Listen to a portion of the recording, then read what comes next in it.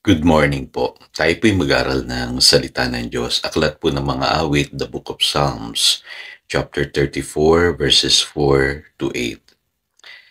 Ang aking dalangi dininig ng Diyos, inalis niya sa akin ang lahat kong takot. Nagalak ang aping umasa sa Kanya, pagkat di nabigo ang pag-asa nila.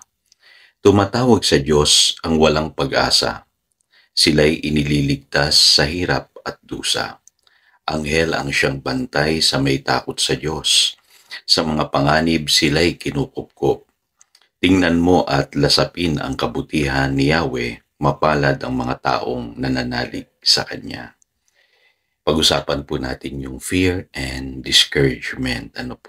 At malinaw po sa buhay na ito, maraming bagay talaga na nagbibigay po sa atin ng takot, pangamba, Pero kalakip po niyan, meron din po mga tinatawag na discouragements, kaya minsan matatakotin po tayo sa buhay dahil po ay minsan may nangyari sa ating hindi maganda, na discourage na po tayo.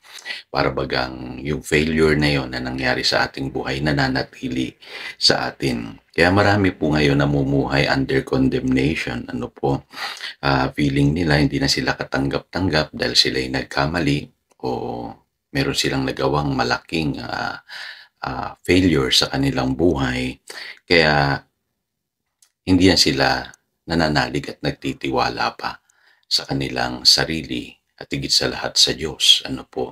At kasama na rin dyan yung tinatawag na insecurity. Ang insecurity, yung nawala na yung tiwala mo sa iyong sarili. Lagi mo na lang nakikita yung iyong mga kakulangan o pagkakamali sa buhay. Pero alam niyo po sa Biblia, marami pong manifestations po ang fear. Kaya kung hindi nyo po ito alam, mananatili kayo na nagtatago, nahihiya, natatakot. At alam niyo po sa Biblia, hindi gusto ng Panginoon na ganoon po yung kalagayan natin. Kailangan po ay laging puno tayo ng pananampalataya at pag-asa. Kasi kung alam natin na tayo mahal ng Diyos, ang sabi ng Biblia, perfect love drives out fear. Yun po sinasabi ng 1 John chapter 4 verse 18. At sa Romans chapter 8 verse 1, ang sabi diyan, there is now no condemnation for those who are in Christ Jesus. So pagka naririnig kayo na parang sinusumbatan ninyo yung inyong sarili, naririnig ninyo sa inyong isip na para kayo walang halaga or nagkamali na kayo at wala ng pag-asa, hindi po tinig ng Panginoon yon. Yun po ang tinig ng kaaway. Ang tawag po doon ay condemnation.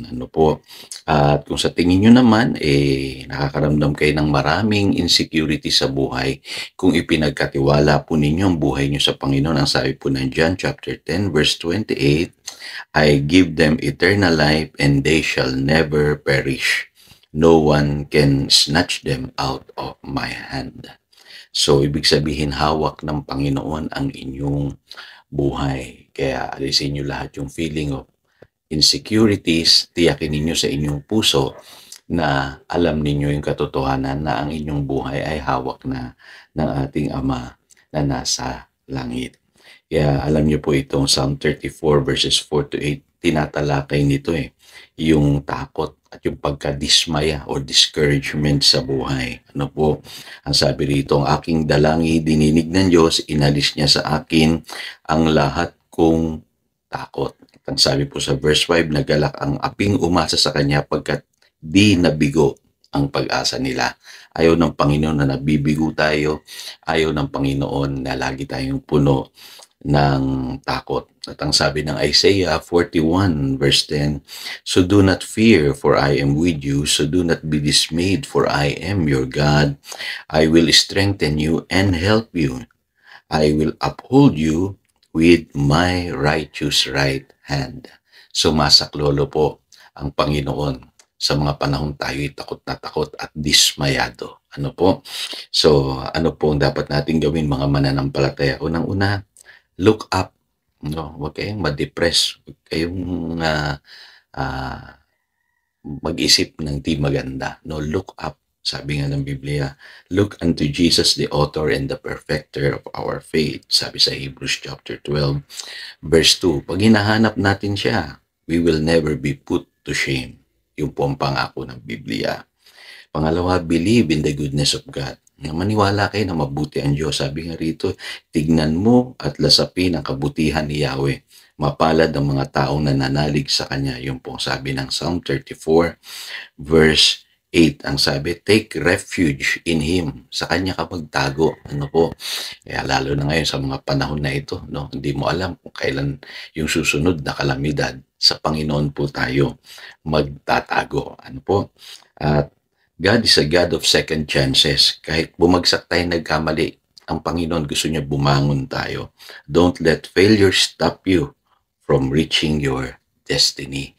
Kasi may inihanda po ang Panginoon na destinasyon sa iyong buhay. Buhay na ganap at kasaya-saya. Buhay na walang hanggan. So huwag kang papipigil, kapatid. Kung sakaling nagkamali ka, magsisi. Kung nagkasala ka, magsisi. Kung nakagawa ka ng major na pagkakamali na sabihin mo na para baga ikinabagsak mo na, maniwala ka na kaya kang ibangon ng Panginoon. Ang sabi ng Micah 7:8, dapat po huwag tayong matakot na bumangon. Ano po? Kasi ang Panginoon tutulungan po tayo. At tayo po'y manalangin. Dakilang Diyos, salamat po sa iyong mga salita today. Dahil alam ko po na marami sa amin ngayon ang punong-puno ng takot at discouragements.